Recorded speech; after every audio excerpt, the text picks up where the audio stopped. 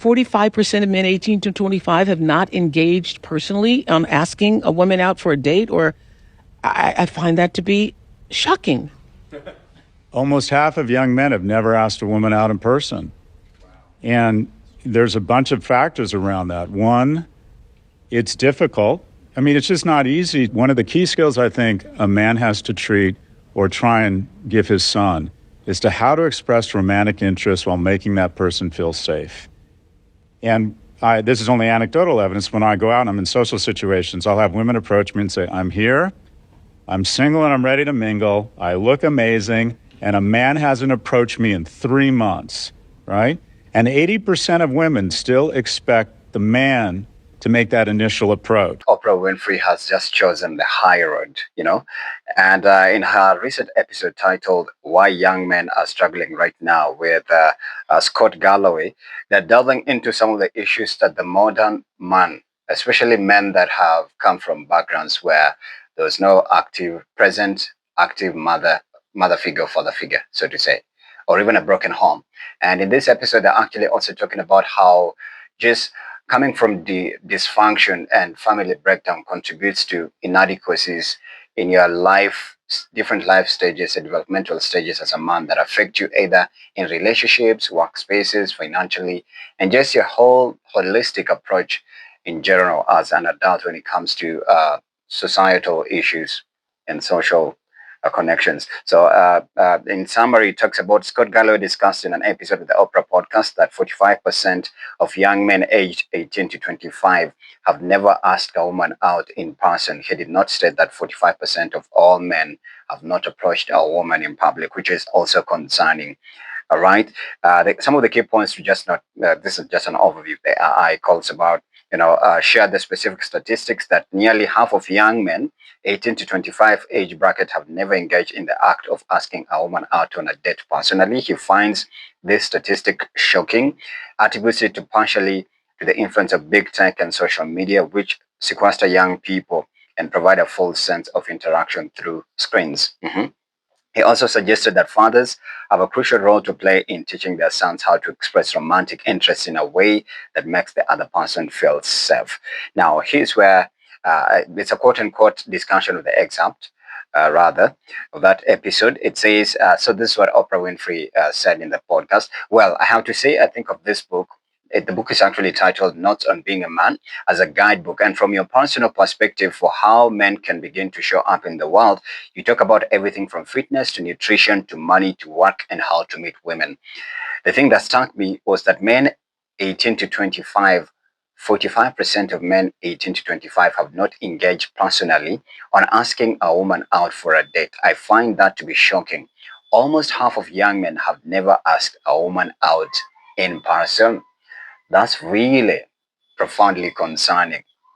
And as this is what Scott Galloway said, his response to that question. So he said, there's a bunch of factors around that. One, it's difficult. Number two, it's just not easy. One of the key skills I think a man has to treat or try and give his son is how to express romantic interests while making that person feel safe. And this is only anecdotal evidence where I got out and I'm in social situations. I have women approach me and I say, I'm here, I'm single, and I'm ready to mingle. He also goes ahead and said there's a bunch of factors, right? Yes, I'm ready and to mingle. I look amazing, and a man hasn't approached me in 3 months. That's the ladies confessing to Scott Galloway, right? And 80% of women still expect the man to make that initial approach, but yet they're not making it. And also, to a certain extent, men's interest in romantic and sexual relationship has been pathologized. Like there's something wrong if you want to meet women and ultimately have sex. And I think we need to start celebrating it because a man's desire to be in a relationship and quite frankly, to have physical encounters is just fire. I love that.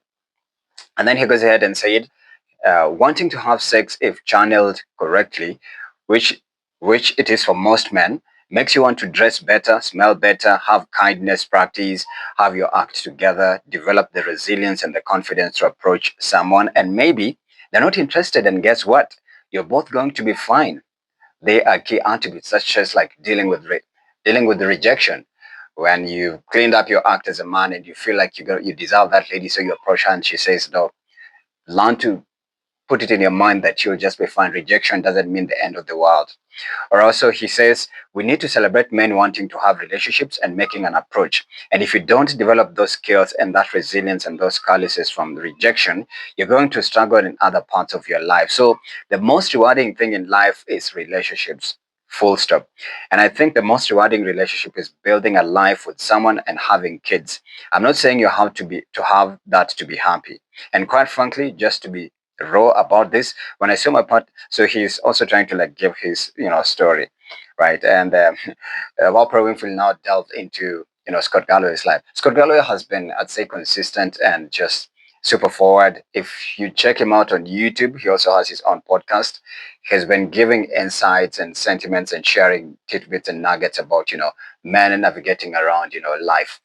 And it's interesting because in that episode I watched, there's men who talked about, the absence of their father figure made them, not to, feel masculine, a lack of male or masculine role models or father figure, mother figure as well, made them to not gravitate towards, women or having relationship issues with women.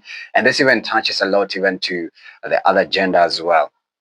Also, it influences your sexuality. I believe your father and your mother, they're the first male and female, gods. So they model and demonstrate to you how to conduct and carry yourself as a man with women or as a woman with men. So it plays a holistic formation process and building that foundation and setting to you precedents and picture and vision and even energy, like just being a balanced person who experienced both masculine and feminine energy that contributed to making you as a person. And I think that's why there's an outburst of like a lot of men just being bisexual or choosing to be gay or not even wanting to affiliate with any gender at all, because the non-binary thing is just it's yeah, indescribable as well. So I believe it's very important for us, especially men, those that came from broken homes where maybe your father never valued you, your dad would belittle you, he'd call you names whenever he'd get home drunk, or he was not parent whenever he'd come home evening, everybody would flee and that actually grew in you consciously. So there's this sense of you whenever something goes amiss, you want to run away or you fight when something happens, or you just freeze, or you explode as well. So it's freeze, flight, fight. So all those things actually stem from parenthood. So parents have a huge role, especially fathers. And those that completely never had a father figure or mother figure, you keep on seeking for father figures in relationships. You could see a man seeking a father figure in another man, and it ends up sexual or abusive or them being taken advantage of. Same to ladies seeking for a father figure in a man.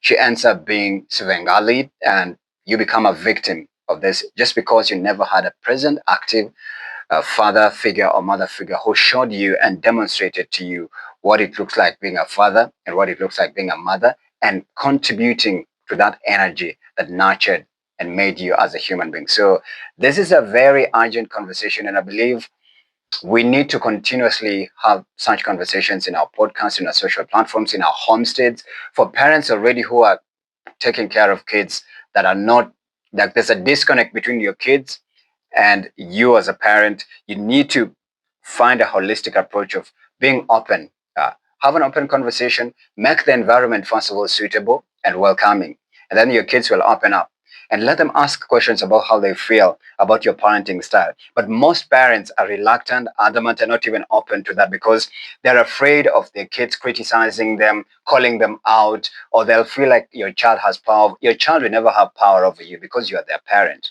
of course. So let's normalize this. I don't know what you make of this. I'd like to hear your sentiments on it at the comment section.